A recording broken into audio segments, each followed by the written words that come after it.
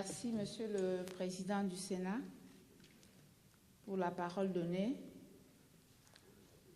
Je voulais saluer la présence des membres du gouvernement ici présents. Je voudrais également joindre ma voix aux autres sénateurs qui ont pris la parole avant moi pour saluer très respectueusement ce projet de loi. Monsieur le ministre des Transports, je vais vous parler ici d'une question extrêmement douloureuse, voire tragique, et qui est de nature à causer un danger mortel sur la vie humaine, tout en déstabilisant les mouvements des personnes et des biens dans nos pays. Il s'agit de la problématique de sécurité routière, des accidents sur nos routes, Monsieur le ministre, qui devient de plus en plus très récurrent.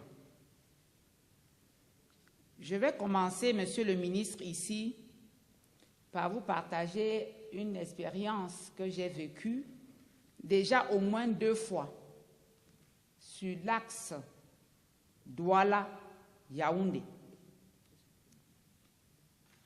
Je suis allée quelquefois jusqu'à Boumniébel, attendant pratiquement 8 heures et rebourser chemin sur Yaoundé.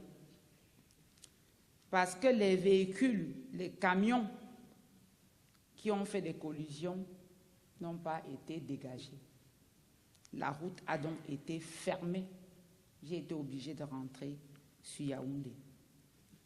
Cela paralyse, Monsieur le ministre des Transports, l'économie de notre pays. Et aussi, Monsieur le ministre,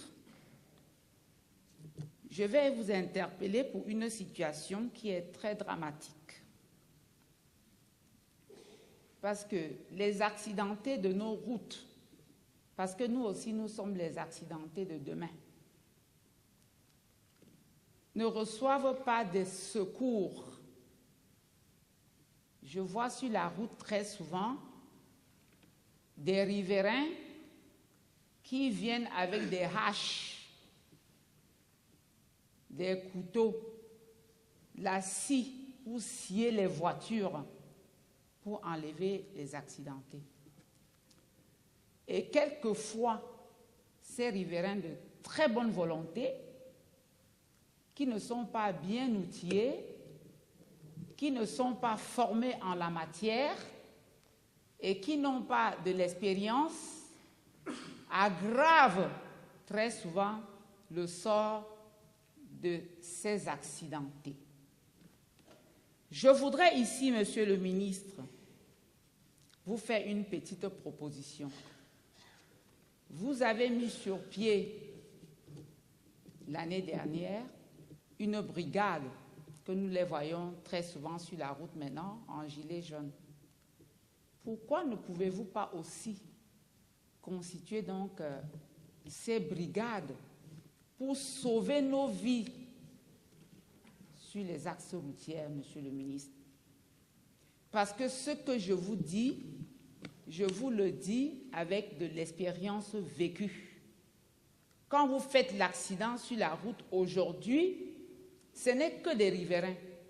Donc vous pouvez donc organiser dans ces brigades, même tous les 50 ou 100 kilomètres, pour protéger les accidentés sur nos routes. Monsieur le ministre, je vous remercie et je remercie Monsieur le Président du Sénat de m'avoir passé la parole. Sénateur Pouené, ce n'est pas souvent ce nom que je vous appelle, hein, par ce nom. J'utilise souvent l'autre nom. Et merci beaucoup pour cette préoccupation également, ces accidents qui sont de plus en plus récurrents. Vous évoquez là le problème d'enlèvement des véhicules accidentés après un accident qui peuvent être également source de congestion. Mais là aussi, il est bon que vous sachiez que les enlèvements des obstacles, c'est un phénomène qui existait déjà au ministère des Transports. Nous avons 5 remorqueuses que nous déployons systématiquement, et ceci en liaison avec les mairies, les collectivités territoriales décentralisées, sur les différents axes. À date, tenez-vous bien, c'est environ 7000 interventions, 7000 véhicules qui ont été enlevés. Donc, si ça n'avait été le cas, ce serait un véritable cimetière auquel on assisterait aujourd'hui. Donc, nous avons ces véhicules qui nous aident à enlever les épaves ou les véhicules mal garés. Et chaque fois que la demande est faite, nous déployons cet outil-là. Il est à noter que cette responsabilité relève également des propriétaires. Mais nous n'allons pas attendre que les propriétaires le fassent. C'est pourquoi le gouvernement a consenti d'investir dans ce domaine-là en attendant d'officialiser cette activité-là. Un peu comme ça se passe dans d'autres pays. Vous faites un accident, vous avez une borne téléphonique, vous appelez, on vient vous chercher. C'est ce que le Cameroun entend faire. Abandonner un véhicule sur un axe, ça, c'est un délit qui est puni comme tel. Donc, nous-mêmes, chaque fois que nous avons un accident, que nous abandonnons notre véhicule, nous nous exposons à des poursuites. La gestion des accidents, vous évoquez, après, chaque fois qu'il y a un accident en route, vous évoquez effectivement quelque chose qui, de prime abord, peut être très bien perçu. Ça vient du cœur. Ça vient du cœur. Vous avez un accident, le premier réflexe, c'est d'aller secourir. Mais il est des actions que, malheureusement, le cœur ne doit pas nous permettre de remplacer.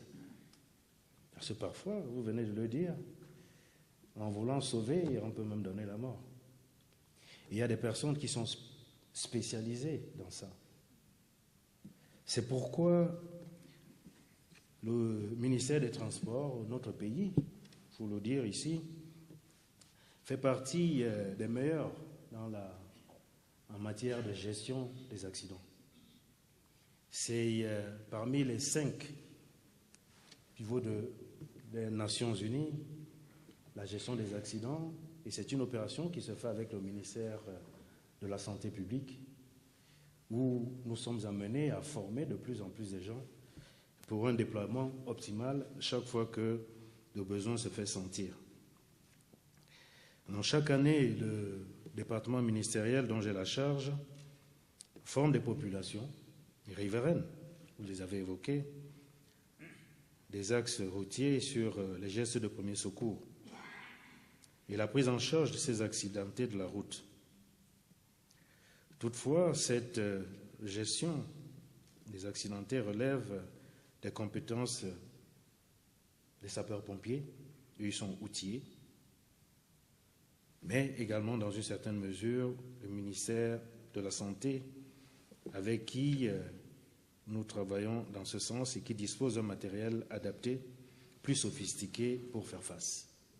Nous n'allons pas décourager des populations qui, chaque fois qu'il y a un accident, c'est un peu ce côté, cette fibre qu'on reconnaît, les Africains, le secours. Mais c'est un secours qui peut coûter cher. C'est pourquoi nous essayons, dans la mesure du possible, de former les gens ou alors de leur demander d'intervenir le plus délicatement possible, tant qu'ils peuvent. Voilà ce que je peux vous dire. Je peux m'étendre sur ce dossier, mais je pense que globalement, on s'est compris. Là, vous avez évoqué, enfin, le sénateur...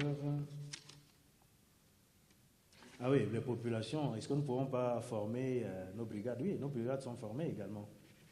La plupart de ces agents, c'est des officiers de police judiciaire à compétences spéciales. Mais ça se limite à un certain niveau. Nous essayons de leur apporter d'autres formations. Mais là, c'est un peu comme les populations riveraines. Nous essayons de les limiter le plus possible pour laisser intervenir les spécialistes que sont les pompiers et les médecins de secours. FH News, votre télévision.